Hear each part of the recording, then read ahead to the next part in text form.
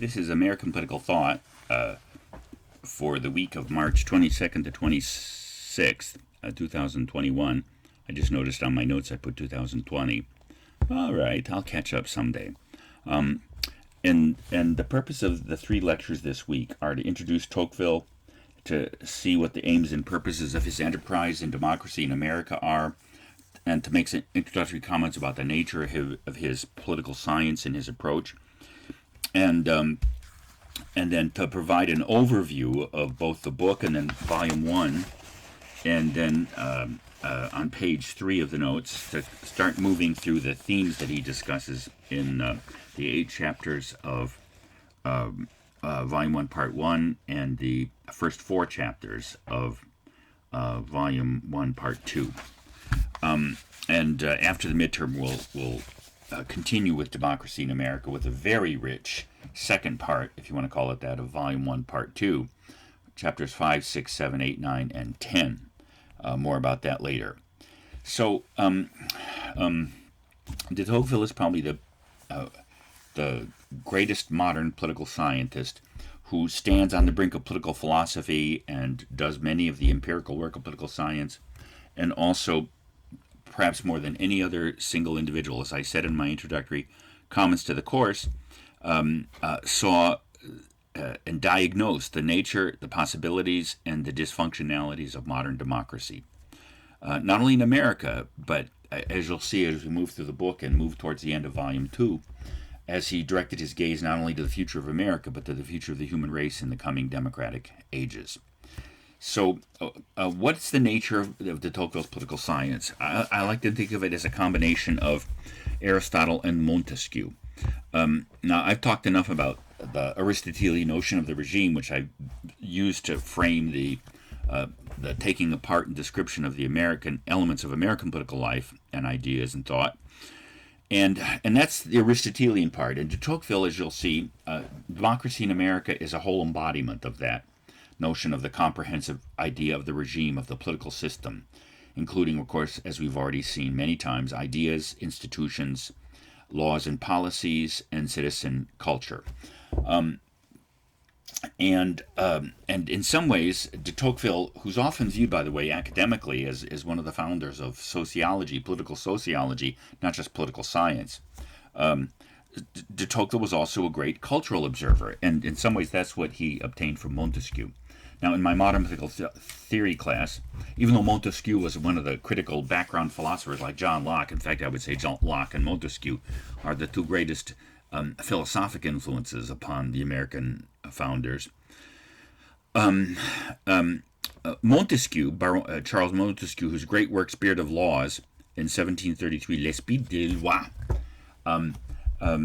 was the decisive formulation for many of the aspects of compound republicanism that we saw at issue in the founding, but also the separation of powers and checks and balances.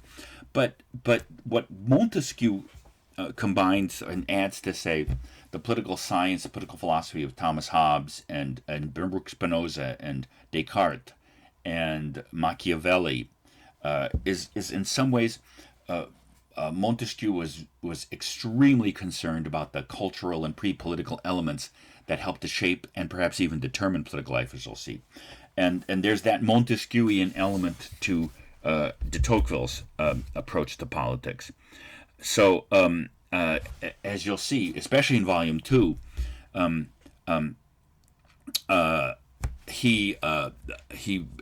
Volume 2 is an extensive examination of the inner life, the mental habits and emotions, as you'll see, and social habits of Americans. Now, a distinction we'll come to later on, by the way, is that de Tocqueville makes is between what he calls laws and mores. Yes, we in American English pronounce that word like mores, like a moray eel. It comes from the French word meur, which is custom. And by the way, it's mos is the Latin term, and that's the source of our word moral and morality, etc. Also, but technically, in proper English, that term should rhyme. Mores should rhyme with s'mores. So that may help you remember it. But again, that refers to what de Tocqueville thought political life was a combination of explicit institutional influences and structures, and then this both pre-institutional and post-institutional dimension of political life. And one of the great questions is, as you'll see as the book unfolds, and then I'll try to make some of this point in these introductory comments, is he's obsessed with the question of how much the legislator, the person who has, and I'll come back to who the legislator is and what that concept means, the actual addressees of this book. And you'll see, by the way, to some degree, it's even you guys. The rising generation of potential young American leaders in college and etc. And the question is what can you do politically? How much is within the hands of the person who shapes politics, which is de Tocqueville's broad designation for somebody that has the power to shape or direct the political life of a nation? How much can you actually affect through explicit institutions and laws? And how much is both limited by and made possible by you'll see the pre-political elements, but also the social elements of political life. So just to remember, so you could say that de Tocqueville's political science is a Montesquieuian Aristotelianism. It focuses on the Aristotelian notion of the regime as the explanatory concept in political science, and it adds the richness and greater detail and nuance of even greater attention to the cultural foundations and aspects of politics. So just to remind you, of course, the four elements of a regime, and to kind of point to where in the book he develops these ideas, and you'll see in Volume 1, Part 1, Chapter 4. This is a short chapter. It's only a couple of paragraphs, but it's very rich, and you'll see it reveals much about the way de Tocqueville views political life, and especially what he views as the great theme of human history and the great theme that we're in the middle of, the shift from aristocratic or royal politics to democratic politics, which he thinks is the defining feature of the modern world. And why America and France, by the way, but America especially is the nexus point of that transformation. Institutions, and you'll see, and also in Volume 2, because he talks not only about the social habits, beliefs, and inner life and emotional nature of American life, but the psychological component of ideas. And let me just say that's worth special attention for de Tocqueville, because de Tocqueville is not only what I would say great, at least a marginally great political philosopher who examines the ideas of politics and the concepts, but the particular thing that de Tocqueville is really remarkably adept at is to see concepts not only as concepts to be examined philosophically, but almost as a political psychologist. In other words, what de Tocqueville brings to the study of politics, and especially American politics, is an awareness of how certain ideas, not just the content of certain ideas, which is kind of a philosophic task to understand ideas and concepts, but the psychological effect of certain ideas, how ideas shape people's habits and opinions and everything. To think of ideas not just as concepts, but as psychological forces. De Tocqueville probably is unequaled in terms of ability to do that. And as you'll see, what he is a master of is showing how the concept of rights, which of course, as we've seen from several sources, is the central concept of the American regime and of modern political life. But what effect the concept of rights has on the human beings who carry that idea around in their head, and especially how, as you'll see, he becomes the great political psychologist of the concepts of liberty and equality, the twin residual elements of the concept of rights.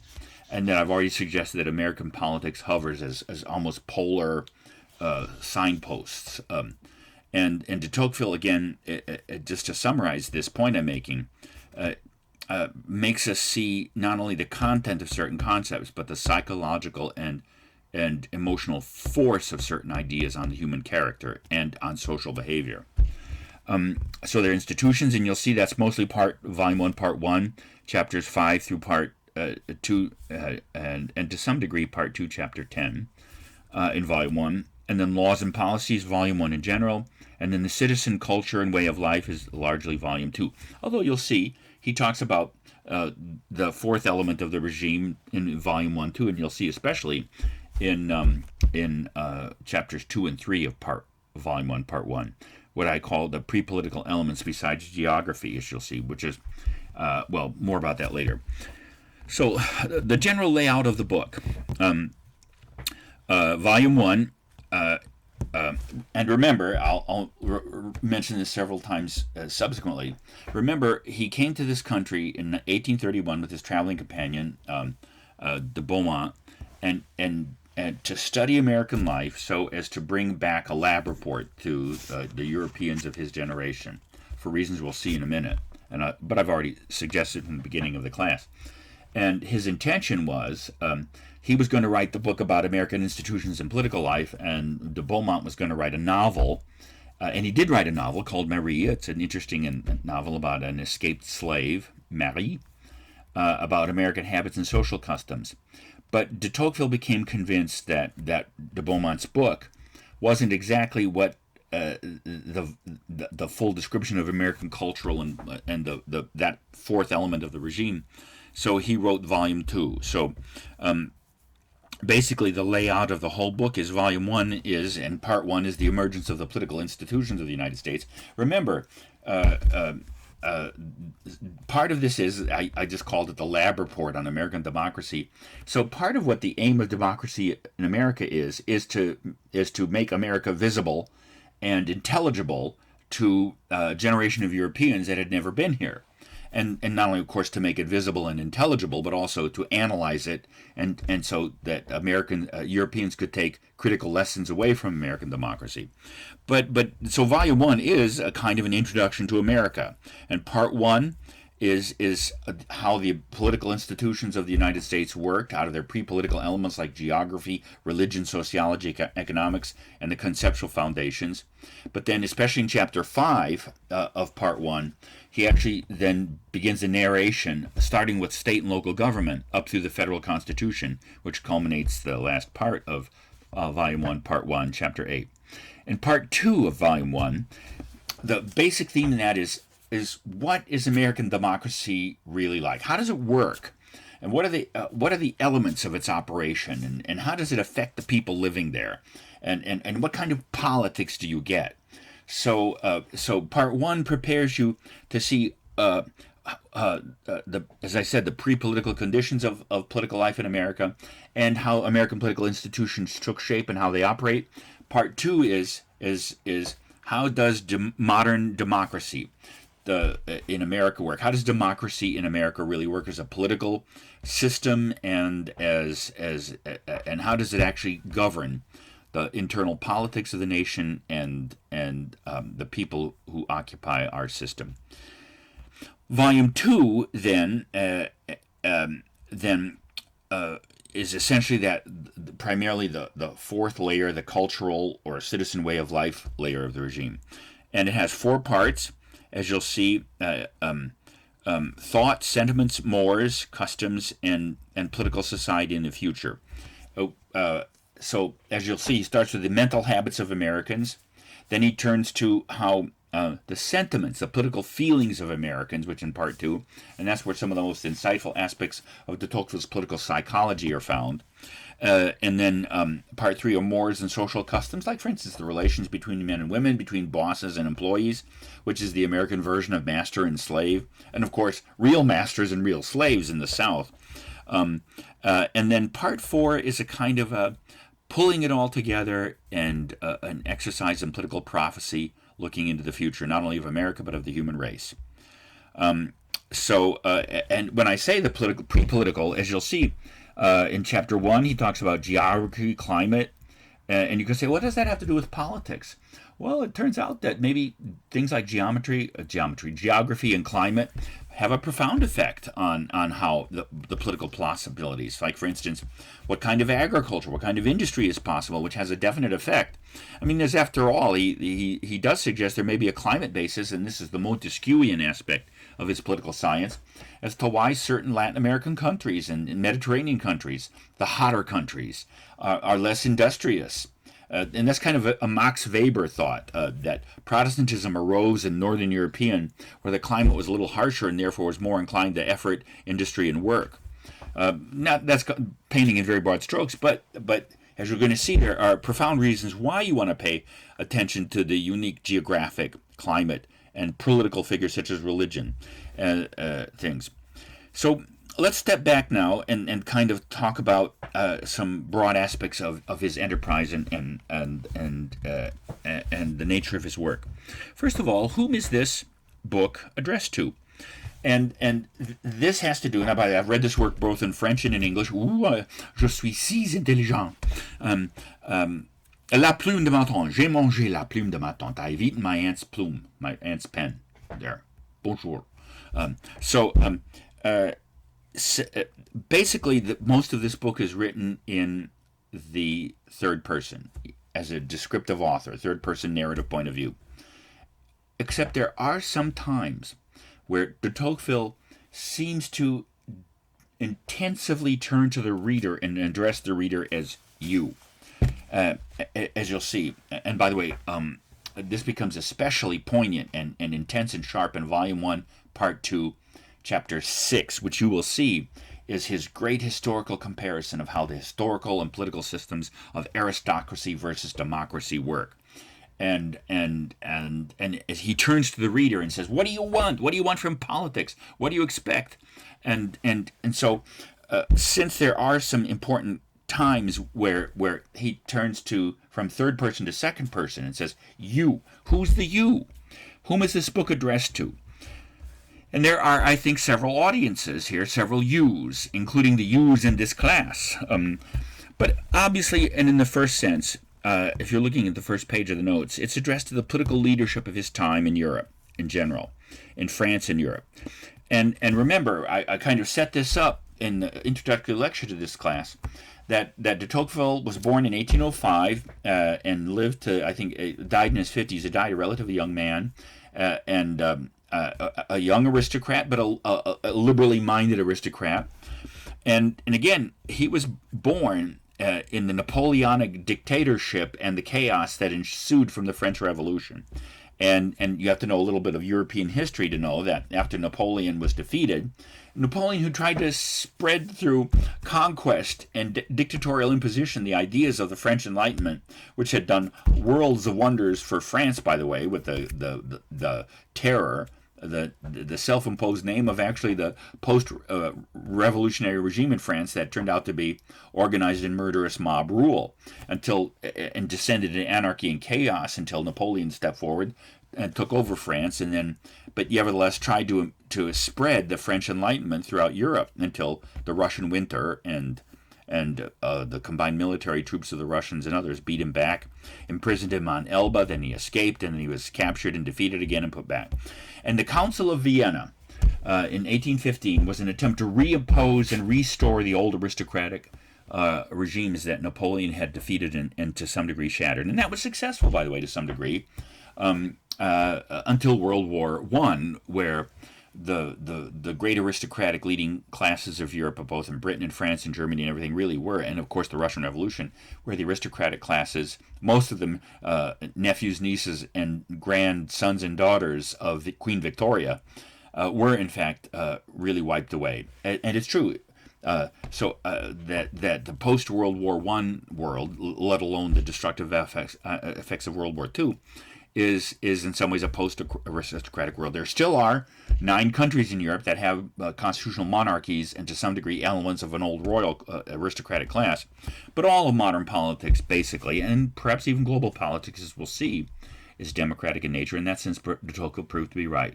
The modern age of politics is a democratic age. So, but you have to remember that in 1820s and 30s and 40s, the leadership of Europe was persuaded that you could actually put the democratic genie back in the bottle. And part of de Tocqueville's effort is to persuade them that that's not possible, as we'll see when we talk about the author's introduction, and this notion that the coming of democracy is the will of God. It's a historical inevitability. And so the first U of this book is the leadership of his generation to persuade them again that democracy is inevitable, and that therefore the task is not to resist it, but rather to understand it and guide it, and to adopt appropriate democratic institutions for Europe by learning from what he considered at that point the world's only successful democracy, America. But second, the wider leadership, and this includes, I think, you, is to the future leaders of democratic peoples in the centuries to come. In other words, you, today's college students, to let them know the good and bad aspects of democracy. Because I have to say, Americans, perhaps because we are a democratic society, or the moderate kind that de Tocqueville described us as, Americans have a kind of, as you'll discover, by the way, in Volume 2, Part 1, that Americans are an optimistic and a superficially optimistic people. Americans think anything's possible. You can do anything if you only work hard at it long enough. That is a kind of an American attitude, and we'll see the many different sources of that American attitude in both our way of life and our property and our economy, but also in our ideas and beliefs. It's part of the byproduct of human equality. Belief in a human equality. So, to some degree, what he's trying to do is to give the leaders of future democratic society the power to understand and shape the coming democratic ages, and you'll see why. Part of it has to do with what are your political options in political life? What are your practical options? So, on one level, as you're going to see, de Tocqueville is a very sober analyst of democracy. And whereas Americans tend to see democracy as an unalloyed good, and therefore the more democracy, the better, de Tocqueville lets you know that democracy has a dark side. And he is the great modern theorist, besides Madison and Federalist 10, of democratic majoritarian tyranny, which, as I'm suggested at the beginning of this class, I think will be a useful frame for analysis of much of what people criticize about our society. And you're going to see de Tocqueville is an advocate of democracy.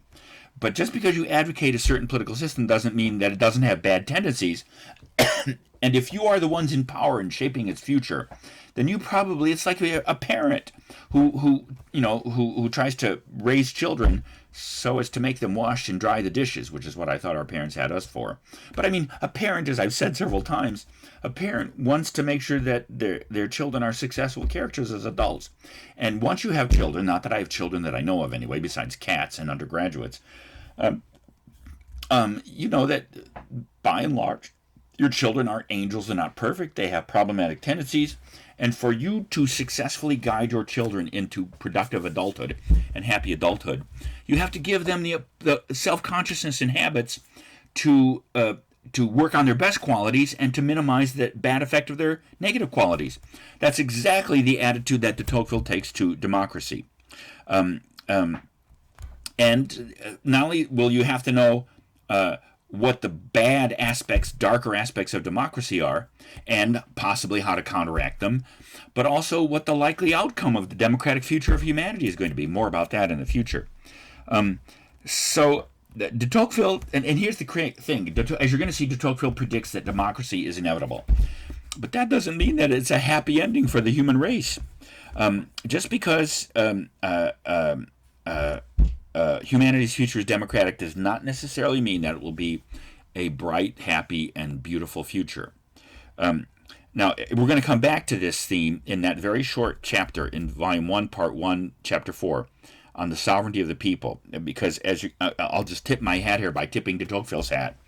In Volume 1, Part 1, Chapter 4, he tips his hat and reveals his sentiment that prior aristocratic ages were founded upon falsehood, and you'll see how he does that in Chapter 4, an oppressive rule, and that one of the reasons democracy is spreading, and what he means by its historical inevitability, we'll explore that in a minute, is that in some ways it's truer.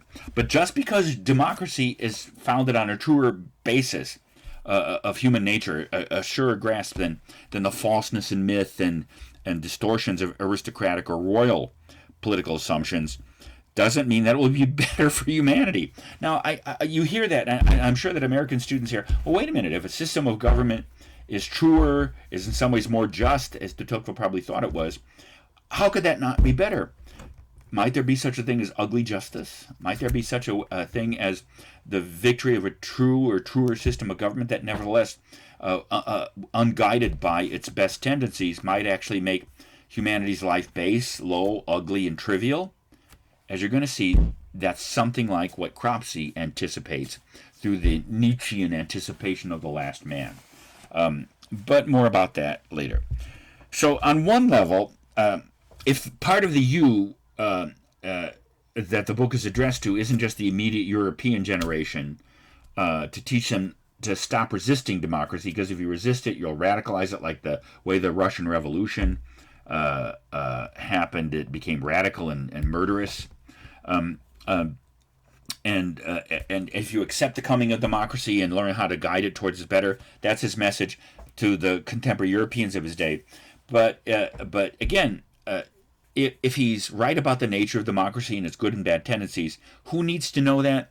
The future leaders of democratic society, and that includes even, again, this present generation of college students in America. Because, to use my analogy of parents again, if you're going to be a good parent, you have to understand the instincts and characteristics of the children that you're trying to raise. In the same way, the leaders of any society, including democratic societies, have to understand the instincts and characteristics of the society of peoples they lead. And as you're going to see, one of the reasons why he does cover the four pre-political elements in the first four chapters of Part 1 is to understand how much European and other leaders around the world, and perhaps future leaders of democracy, can take from the American example.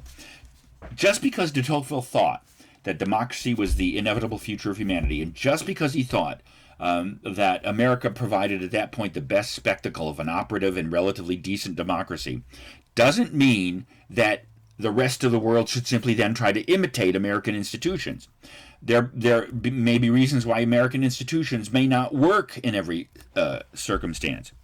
And so, as you're going to see, the opening chapters of Part 1, Volume 1, Part 1, are therefore to give the European observer, but also the future leaders of democratic society, the understanding of how American democracy developed and how its pre-political existence, like its geography, its culture, and everything, shaped its political institutions.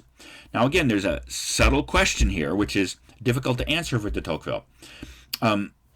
It's clear that the non-political elements of human life, pre-political elements like geography, culture, religion, economy, can shape and affect the political institutions and the institutional parts of the regime. Yet it's also true that the legislator, the founder and director of the institutional life of a nation, can use the institutions and laws and policies to shape the non or sub-political elements. It's a chicken and egg thing, which is why then you have to learn this comprehensive political science that includes both institutions and cultural mores. Because it is a chicken and egg. If you ask the question, and I take it you understand what that means, which came first, the chicken and the egg, and obviously the refrigerator and the egg carton came first. But this is this great puzzle in human life. Again, to use the analogy to parenthood, parents often fall into the mistaken trap of thinking they create their children's character. They don't. They shape them. And oftentimes certain aspects of their children's character limit what you can do as parents or can't do as parents. Yet, again, you can modify your children's character. So do institutions shape culture, or does culture shape institutions? Of course, it's both to some degree. And that leads to an additional reason to understand the unique aspects of American circumstances, because, again, as I said earlier, it guides the you in this book, both the contemporary European leadership and also the future leadership of democracy. It tells you what cannot and should not be imitated in Europe, with potentially tragic consequences. Again, de Tocqueville is aware that the Latin American countries, after Simon Bolivar, who was the George Washington of Latin America, after they secured their independence from colonial Spain, they almost to a T attempted simply to impose an imitation of the American Constitution. And even in de Tocqueville's time in the 1830s, he was aware that this probably would lead to, and did in fact lead to, a succession of unstable regimes, imposed constitutions that lasted until the next military dictator came along and deposed it and everything like that. So there's a kind of sobriety here to this, which leaders of society need to possess, just like parents, so that you don't project tragically inappropriate and potentially utopian expectations on your people. And again, in the broad sense, kind of a third reason for looking at the pre-political and cultural elements is to understand how democratic society and beliefs affect human beings, and again, to prepare them so far as you can towards improvement and away from decay. Now, since de Tocqueville's aim is both practical and theoretical, and if you've had me for ancient or modern political philosophy, I often do this kind of a side reflection, which is intrinsic in political philosophy, because political philosophy is kind of like a strange beast. We think of theory and speculation and philosophy as like Bill Cosby before he became famous and infamous. He was a stand-up comedian in the 60s, and he had a cute line in his comic routine. He says, "I took philosophy in college, and what did it teach me to ask? Why is there air?" Meaning that philosophy has this kind of speculative and non-practical dimension. But politics is always about practice. It's about the here and now. It's about doing making the situation better or worse or whatever. So political philosophy has both a theoretical and a practical dimension. And it's useful, I think, because I think that this helps us to understand what de Tocqueville is trying to do, but also I would say even philosophers like Plato and Aristotle and Cicero, and even Machiavelli, Hobbes, Locke, Rousseau, and all the other great political philosophers. That is a side but not a trivial point to ask, what exactly is the nature of political action? What can you do in political action? What's your menu of possibilities? And let's start with probably the least possible of the possibilities, and that's perfection. Again, my guess is many parents start out the enterprise of parenthood thinking that they're going to turn their children into angels. But as Madison reminds us in Federalist 51, if men were angels, men aren't angels. Human beings aren't angels. And therefore, to think that you can produce perfection in human life, even for the 5 seconds of it that Plato seems to do in the Republic, is probably to project an impossibility onto human life. And indeed, those ideologies like modern socialism and Marxism that projected that once you did away with class conflict and economic classes and private property, that you would create a kind of heaven on earth. Those are the regimes that in some ways ended up being the most murderous in history. Because it turns out that when human beings don't rise to the perfection that you want them to do, their solution is the machine gun and the concentration camp. So let's pull back from that to the second possibility, which is the best of all possible worlds, and that's an improvement. Perhaps you can take political life or a practical situation and make it better. Perhaps that may be the best that you can hope for in human life, whether it's children, job, or the leadership of a society. And if you can't improve the situation, and you'll see these alternatives are, I think, really immediately relevant to what de Tocqueville is hoping to make possible and practical. If you can't improve society, perhaps then you can prevent its decay into something worse. If you can't make the world better, you may be able to stop it from getting worse. You can prevent decay. But perhaps you can't. Perhaps the decay of a situation, whether it's a country or a regime or an institution, perhaps because all things, by the way, are mortal on this earth. And believe me, as I slouch towards my 69th year, I'm beginning to discover the presence of morality within my own system. But again, not just individual human beings, but all human enterprises are mortal. All things die in this universe. One of the things Plato points out, again, after creating the perfect society in the Republic, then it starts to decay almost immediately. Nothing lasts. So if you can't prevent decay, if you can't make things, let's grant that it's probably impossible to make things perfect. The best of all possible worlds, you can make things better. Perhaps if you can't make things better, you can prevent them from decaying, from getting worse. But if you can't do that, what's left to you? Perhaps you can slow down and ameliorate the decay and postpone the inevitable so far as you can. And then last, what if you can't even prevent the decay? and that the collapse of the American regime, which de Tocqueville does predict, by the way, what if it's coming sooner rather than later? Then perhaps if you can't stop or delay the decay, all you can do is understand it. Why? What's the point of understanding a situation that you can't improve or even prevent it from deteriorating? Perhaps so that future generations can learn from the collapse of the political universe that one inhabits. And so, in other words, even if you can't rescue the society that you're a member of, you may be able to encapsulate the lessons of its decay, collapse, and death in such a way that it may benefit other human beings, future generations and thinkers and leaders. And perhaps even just the simple philosophic pleasure of understanding processes that one cannot control. Now, again, moderns and Americans don't like to think of facing situations that you can't control. But that may be part of the incipient sobriety of human life, which is, by the way, de Tocqueville point out in in Volume 2, Part 1, that Americans tend not to like tragedies. They like comedies, because comedies have happy endings, and Americans like to think that life has a happy ending, especially politics. And sometimes it does, but of course sometimes it doesn't. And therefore, any person that's going to assume wisdom in life, especially political wisdom, better be prepared to face the presence of tragic circumstances in front of one. Now, again, the you, as I say, is the legislator, the individuals who are in a position to influence the outcome of a nation. And I already mentioned Volume 1, Part 2, Chapter 6. Here's the actual specific page if you want to check it out before we get to it in a couple of weeks, and that's page 239. So again, that means the question posed in front of the leadership of any country is, what can you change, what should you try, and what should you not try to change? And I think de Tocqueville's vast enterprise is to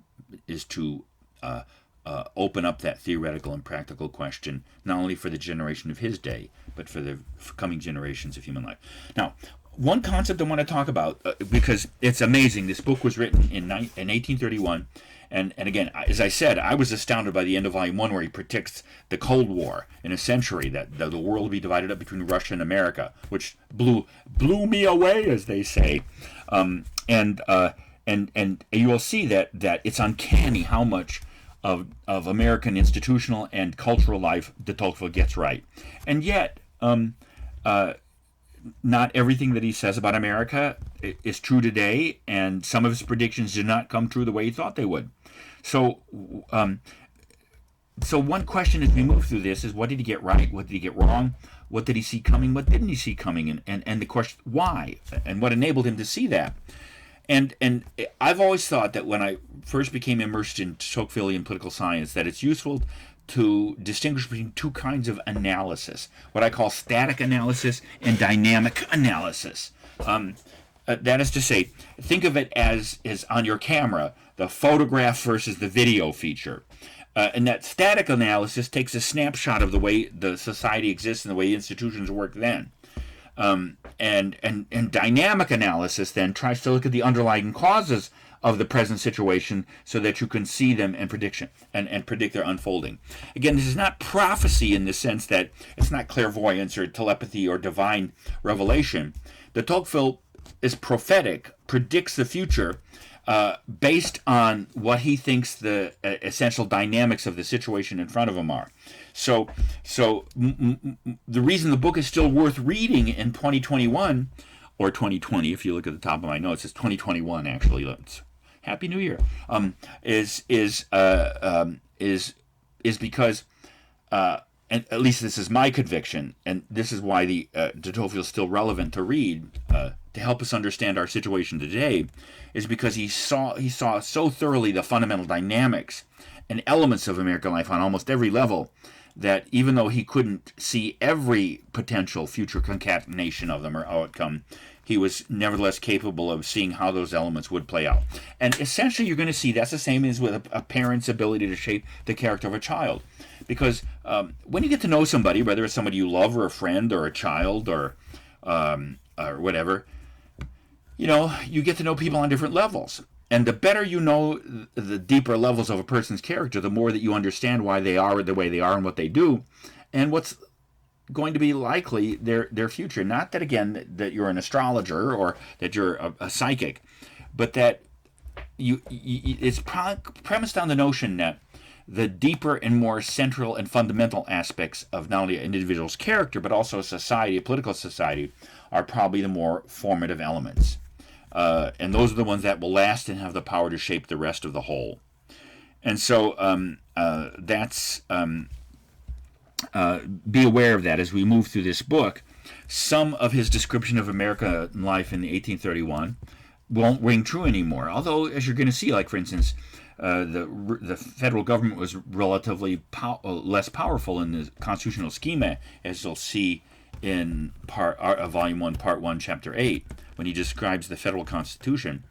And there's no question that the central government is much more powerful now. And you could say, why read that his outdated description? Because he also predicted. And you'll see, based on his remarkable analysis and framework in Chapter 5 of Volume 1, Part 1, his whole concept of administrative centralization, his different understanding of centralizations. He did predict that eventually the national government would come to be the dominant force in American life and would absorb more of the political and administrative energies of the nation, which is exactly, of course, what has happened and probably will happen more. So in the notes then, if you're on page 2, the central organizing framework of his book, again, as I've already mentioned, is the great historical transformation from aristocracy to democracy as the organizing political framework of humanity. First seen in America and in France in 1776 and 1789, and then eventually, of course, throughout the whole world. So now I'm going to come back to this when I talk about Chapter 4 in Part 1. He uses these terms: democracy, popular sovereignty, rule of the people, majority rule, equality of conditions. These are almost synonymous terms, and I'll come back to those when we talk about Chapter 4 of Volume 1, Part 1, which is the doctrine of the sovereignty of the people. So all of these terms, democracy, popular sovereignty, rule of the people, majority rule, equality of conditions, they all essentially are core descriptors of the emergent democratic society that modernity is moving towards and embracing, and literally moving all of humanity away from its prior aristocratic foundation.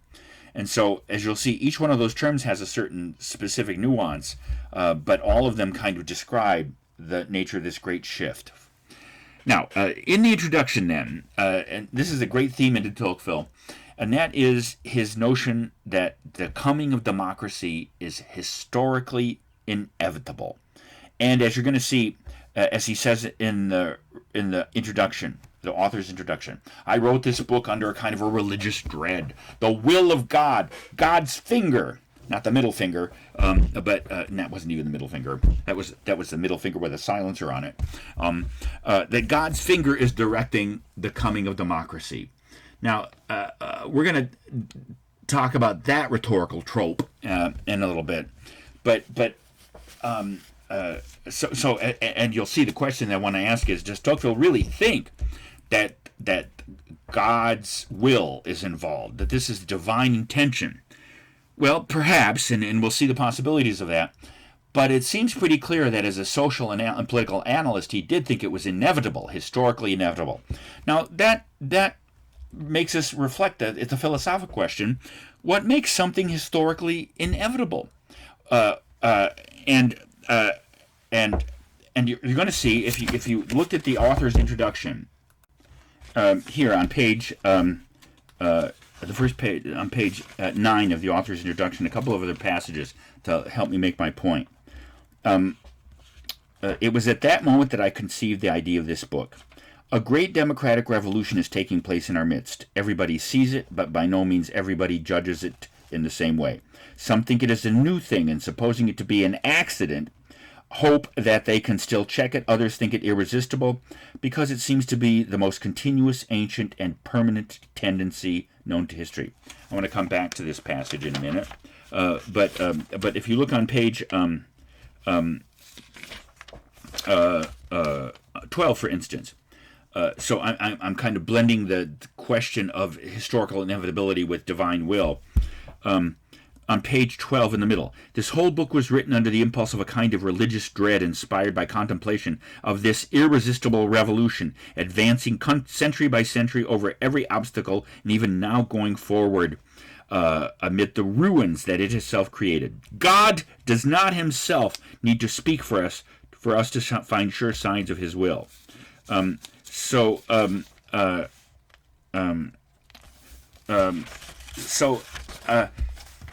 What makes something historically inevitable? And he does give a kind of an answer to that question on the bottom of page 9, the first page of the author's introduction. He takes you back. So what makes something inevitable? And of course, this is problematic if you say something that is long-standing and has been a continuous force for many centuries must be inevitable. Of course, that's not necessarily true. Although he does think, as I just said, that the movement towards democracy is one of the longest-standing and historically continuous forces. But again, just because it's long-standing, does that make it inevitable? And you'll see that's connected, but not necessarily the same thing. So when did this process begin? When did the inevitable coming of democratic politics start? I should like for a moment to consider the state of Europe 700 years ago. At that time, it was divided up between a few families who owned the land and so forth. In essence, what he's talking about is roughly Europe at the time of Charlemagne, with the rise of the great Christian aristocracies and the feudal system that dominated Europe until, of course, the 1800s. So you'll see then the process he describes is bit by bit. And what's the first element that begins to break down the feudal aristocratic royal order? But then the political power of the clergy began to take shape and soon to extend. The ranks of the clergy were open to all, rich or poor. Interestingly enough, it's in the internal dynamics of the Catholic hierarchy that the coming of democracy is first introduced into European society. Why? Because you could be a peasant. Now, with respect to society, economics, and politics, of course, if you were born a peasant prior to the coming of democracy, you died a peasant, except if you became a priest, because then you could ascend and become pope. You could actually start at the bottom of society and end up at the top of society, given the Christian politics of Europe. And in a way, de Tocqueville says, if you think about it, that's equality at work. Because that means that if the lowest can move up the highest, there's a certain kind of equality. Now, it was vestigial, but gradually, he says, it took shape, and of course, the Protestant Reformation, and then the modern revolutions and everything. So, as you're going to see, one possibility is something is inevitable because it is long-standing. But again, I think that de Tocqueville adds something to it, and that is because it represents the emergence of a kind of truth of the human condition.